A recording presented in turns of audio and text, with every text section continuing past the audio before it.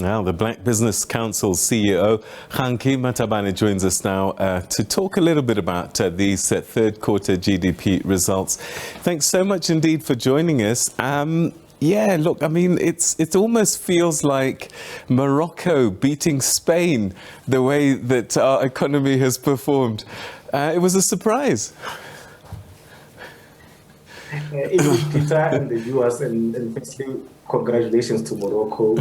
They are doing Africa, they're bringing pride to Africa and doing well. Yeah, back to the figures. I think the figures came at the right time. The country needs a lot of good news, and avoiding a technical recession is extremely good, because if we did not avoid it, I think the rating agencies will be on our case now.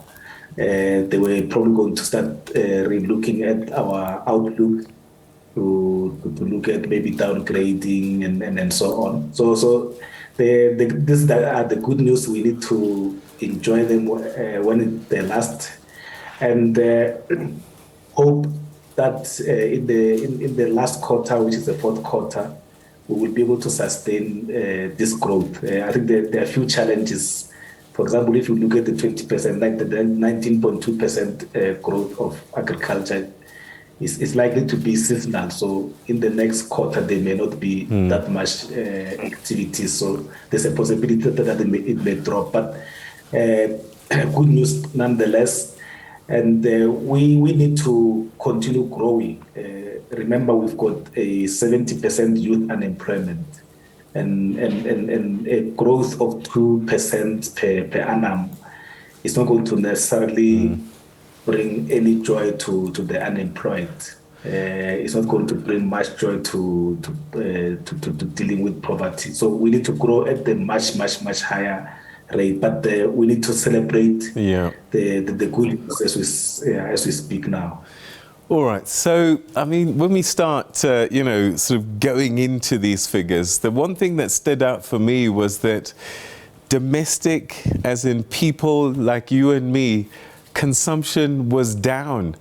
And so we may not be experiencing a growing economy with the way that we're behaving. And I wonder if that doesn't translate into black business that sells to these consumers, particularly the smaller black businesses. Yes, for example, if you look at the tourism, one was expecting that tourism would do much better, but again, because of the rising cost of fuel, the load shedding, and all those type of things, the activities are reduced, and also because people have got less money to spend, the consumers, they choose to stay at home and not to travel our beautiful country. So that is got an impact, and obviously the other portions of spending, you're right, the goods and services that are produced mainly by small businesses. Firstly, the production itself is impacted by the blackouts, and now the demand is also impacted, which means in the next quarter things may just be worse. I think you just heard now that the petrol price is going up, and this is December.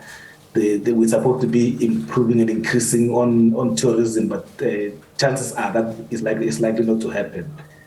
So people who are owning the places where people sleep and all those type of things, guest houses and so on, they may not be able to experience the anticipated boom, because remember at the beginning of the year when COVID was, when the lockdown was done, we thought by now there will be a lot of economic activity. And remember, then the next quarter, the quarter four, is going to also be impacted by the current developments of the country, mainly regarding Phala, but also we've got the ruling party that is going on to have a conference, and that also affects decision making and economic activity. So there's a likelihood that the the growth may just be short-lived, but we're hopeful that things will work much, much better. Yeah, I mean, the consumer's really under pressure. I mean, the interest rates have shot up. And so bonds are much higher, car notes are much higher, interest on overdrafts is much higher.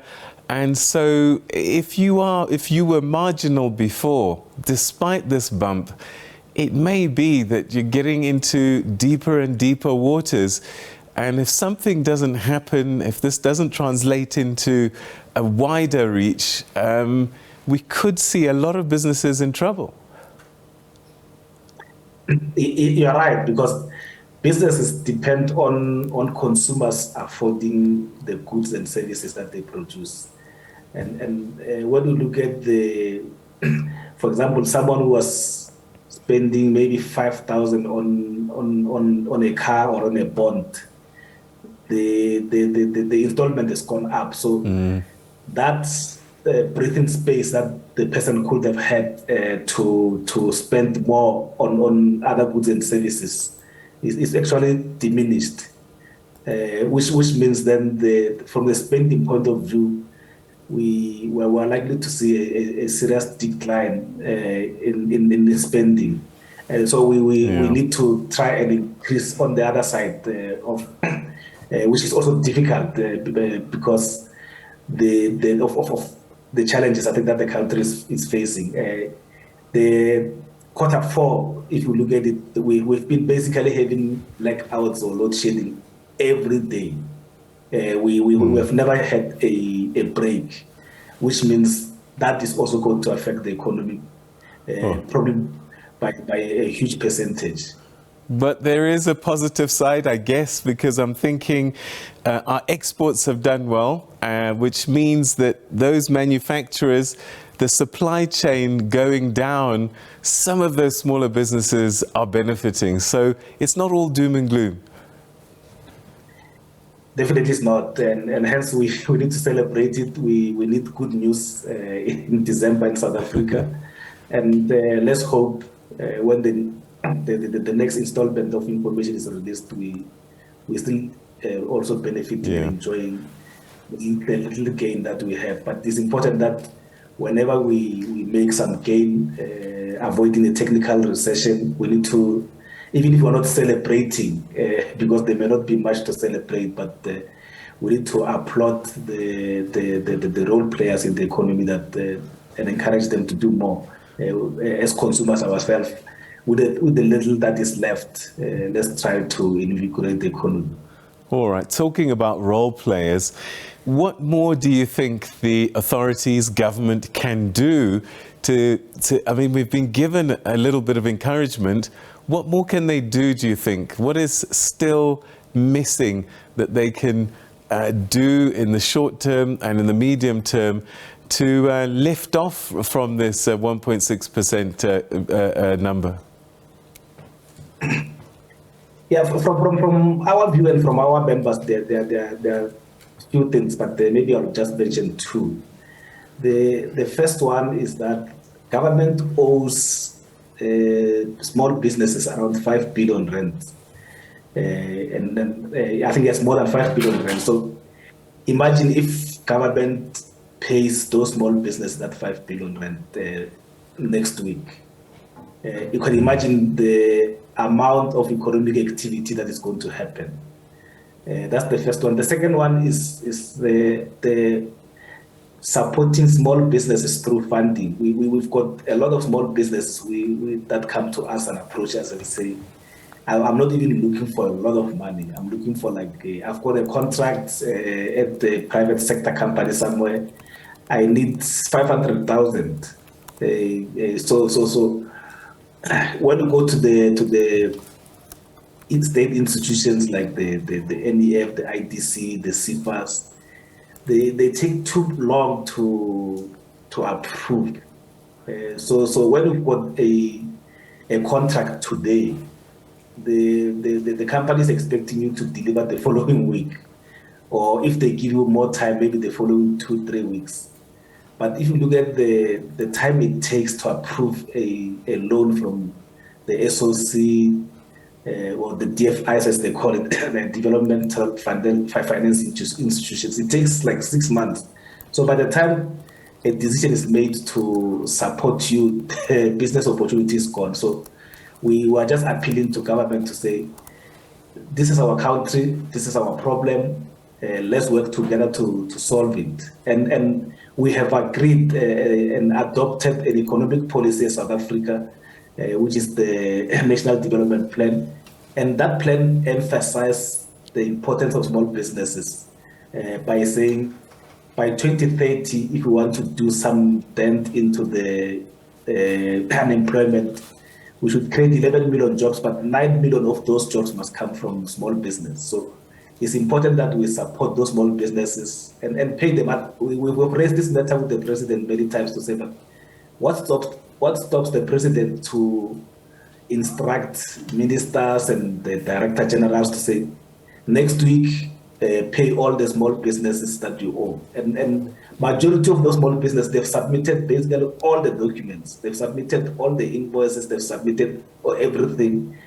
But the officials who are also trying to be involved in corruption, because some of them, they say, I can only pay you if you give me 10% of this and 5% of this.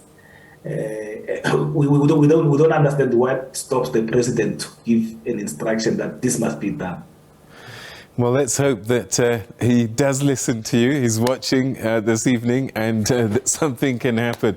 But thank you so much indeed for joining us. And yeah, let's celebrate those wins and be mindful of the challenges that still face a lot of our businesses. Thanks for your time and thanks for your thoughts. Thank you very much. All right, that's Kganki Matabane, who spoke to us about the third quarter results, up 1.6%. But it really is a mixed story, because if you look at the statistics, particularly when it comes to businesses, 1,400 businesses were liquidated as of September this year.